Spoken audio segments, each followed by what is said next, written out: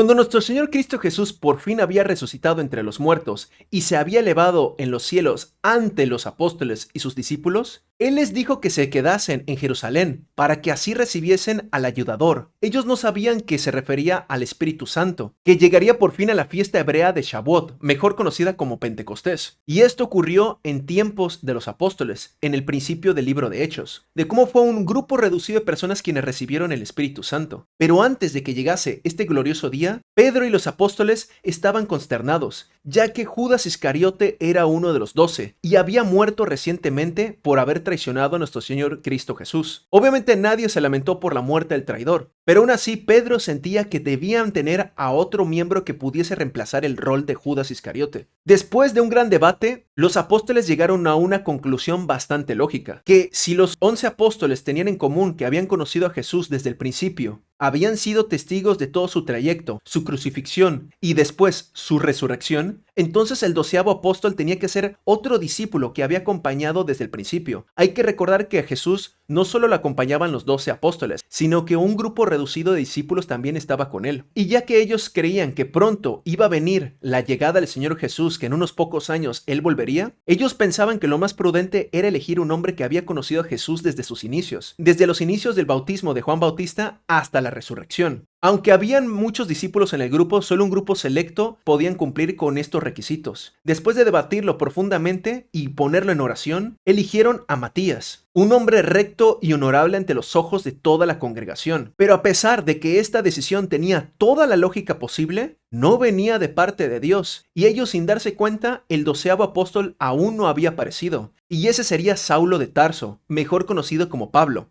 Nadie podría imaginarse que el 12º apóstol sería un hombre que había perseguido de manera cruel y despiadada a la iglesia, ya que Pablo jamás fue testigo de Jesús desde sus inicios. Nunca se menciona que él vio ni siquiera la crucifixión de Cristo Jesús, y mucho menos él atestiguó su resurrección. Y a pesar de todo fue un hombre cruel que había perseguido a los hijos de Dios. Si alguien le hubiese dicho en ese tiempo que Saulo de Tarso, el hombre que estaba persiguiendo a la iglesia, iba a ser el 12º apóstol, ni siquiera el hombre más santo te habría creído, ya que eso rompía la más básica de las congruencias, y Dios sabía perfectamente que Pablo debía ser el 12º apóstol. En cambio, Matías solamente es mencionado en el capítulo 1 de Hechos, versículo 26, que es el mismo versículo donde se menciona de cómo él fue elegido como el 12º apóstol. Pero después, en todo el libro de Hechos hasta Apocalipsis, jamás es vuelto a mencionar Matías. No sabemos si fue un mártir, o tal vez no se entregó tan dedicadamente a Dios, o tal vez pudo haber apostatado y dejado el camino de vida. En cambio, un sinfín de hombres que jamás vieron a Jesucristo en vida, ni vieron la crucifixión ni la resurrección, son mencionados una y otra vez en el Nuevo Testamento.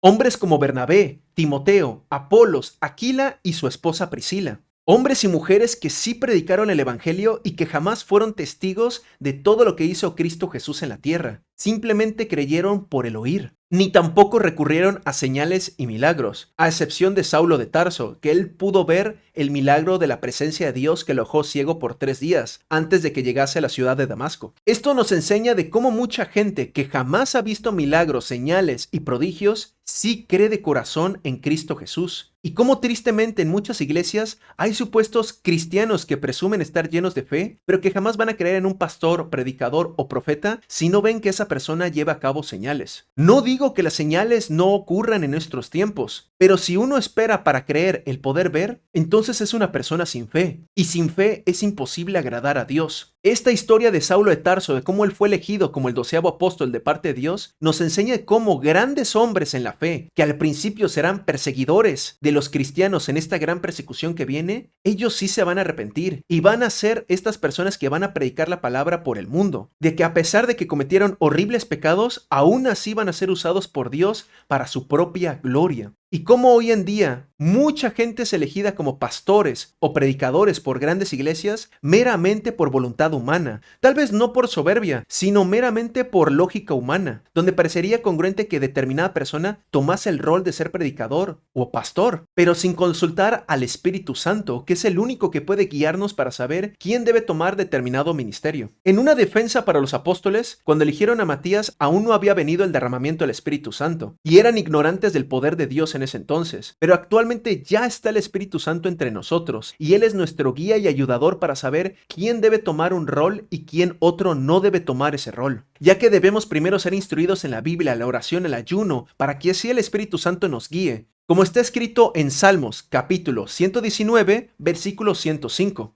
Lámpara es a mis pies tu palabra y lumbrera a mi camino.